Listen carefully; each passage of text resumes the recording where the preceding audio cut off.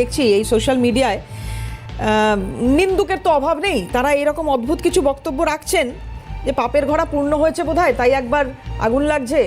আর না হলে এইভাবে পদপিষ্ট হয়ে মৃত্যুর ঘটনাগুলো বাড়ছে। যাই হোক, এটা বিতর্কের বিষয়, কিন্তু কথা হচ্ছে যে আজকের এই অনুষ্ঠানটা করার ভাবনা চিন্তাই এখান থেকে যে বিপর্যয়টা কি ঠেকানো যেত না, যে প্রস্তুতি, যে অ্যারেঞ্জমেন্ট থাকার কথা এই 144 বছর পর অনুষ্ঠিত হওয়া একটা ধর্মীয় আবেগ, একটা ধর্মীয় অনুষ্ঠান, ঐতিহ্য, সংস্কৃতি যাই বলা হোক না কেন,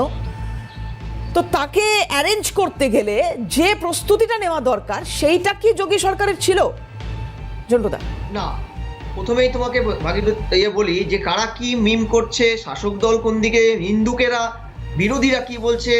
ইভেন শাসক দল বিজেপি তার দায় এড়ানোর চেষ্টা, এগুলো প্রশ্ন না। প্রশ্নটা হচ্ছে 1 বছর ধরে 7,500 কোটি টাকা ইনভেস্ট করে এআই টেকনোলজিকে কন্ট্রোল করে